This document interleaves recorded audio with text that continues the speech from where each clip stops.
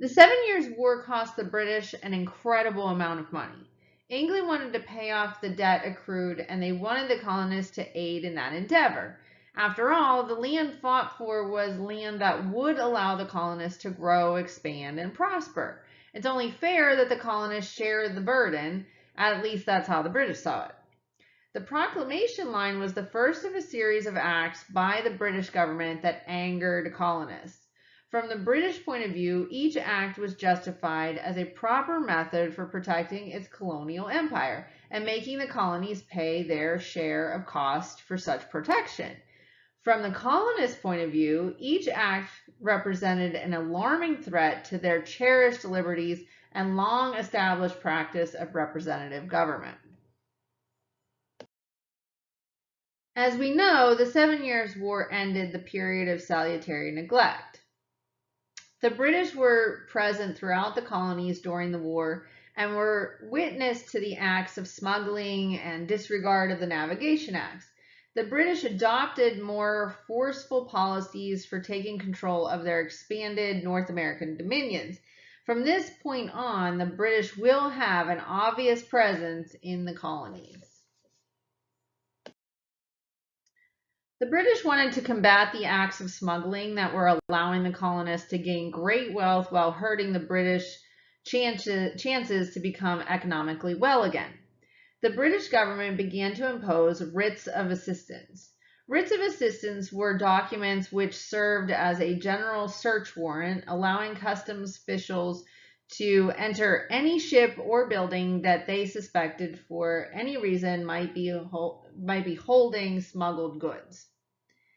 In 1761, a group of Boston merchants, represented by James Otis Jr., challenged the legality of the writs. Otis lost the case, but more importantly, he made an argument that would fuel the fire of revolution. Otis stated the writs of assistance violated the rights of a British citizen, and Parliament had no authority to violate any rights of Englishmen.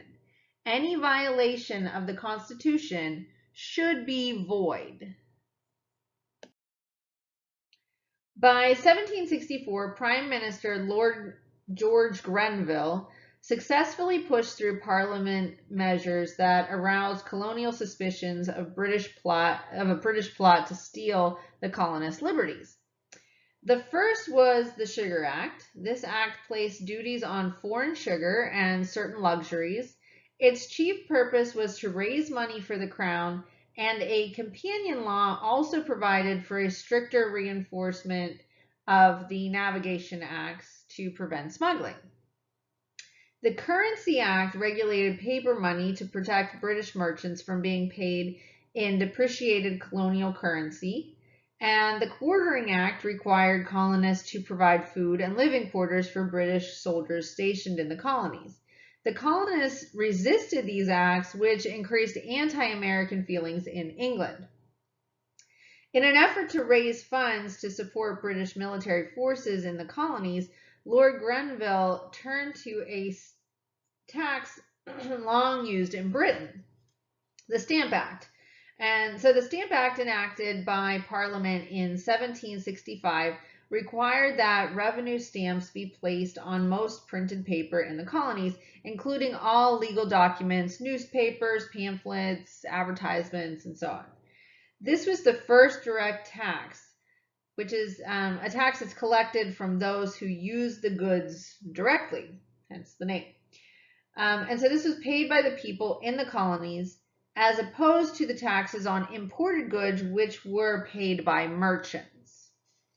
The protest against the stamp tax took a violent turn with the formation of the Sons and Daughters of Liberty, which was a secret society organized for the purpose of intimidating tax agents.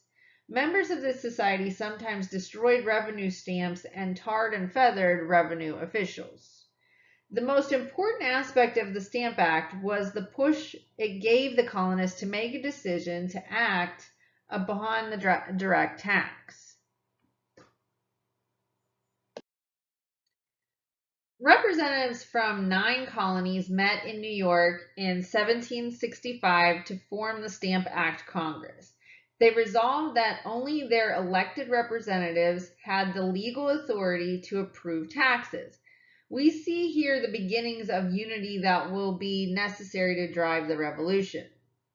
In 1766, Grenville was replaced by another prime minister, and Parliament voted to repeal the Stamp Act. When news of the repeal reached the colonists, people rejoiced. However, few colonists realized that at the same time, Parliament passed the Declaratory Act, which simply stated that Parliament had the right to tax and make laws for the colonies. It declared that it can make taxes and laws for the colonies. No questions asked, and this, of course, did not sit well with the colonists. Because the British government still needed new revenues, the newly appointed Chancellor of the Exchequer, Charles Townshend, proposed another tax measure. Adopting Townshend's program of the Townshend Acts in 1767, Parliament enacted new duties to be collected on colonial imports such as tea, glass, and paper.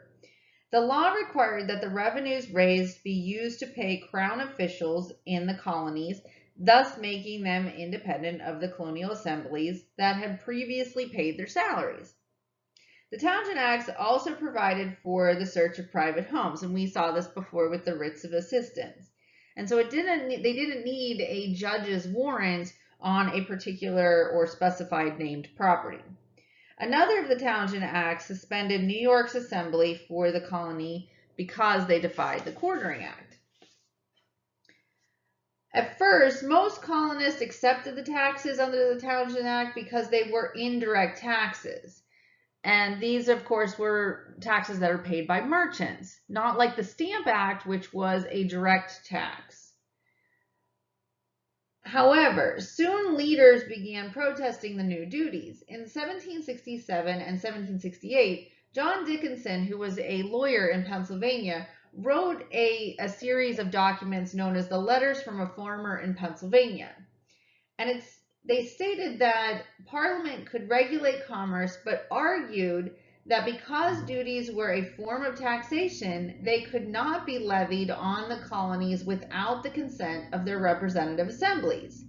Dickinson argued that the idea of no taxation without representation was an essential principle of English law.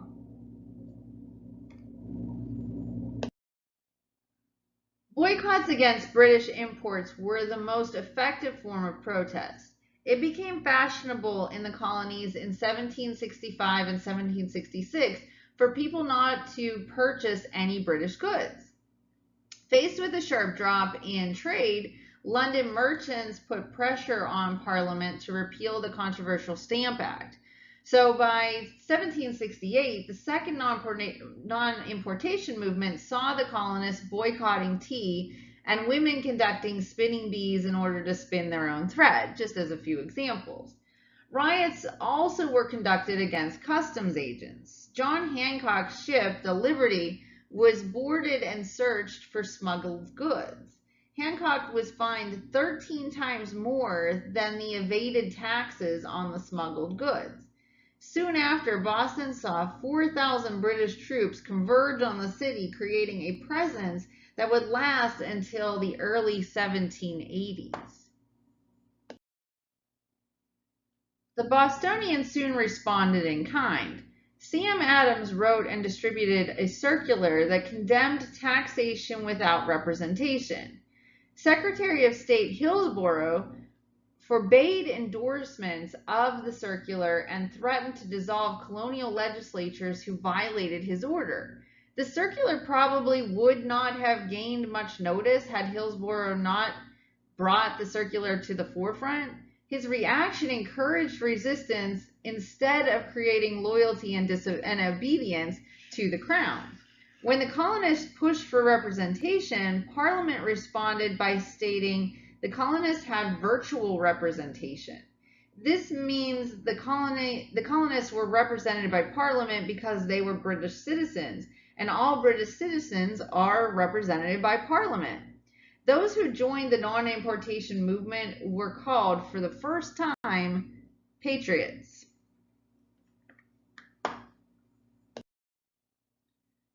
Okay, so for the final question, take this time to further research what no taxation without representation really meant to the colonists. What was their true goal? And explain their reasoning.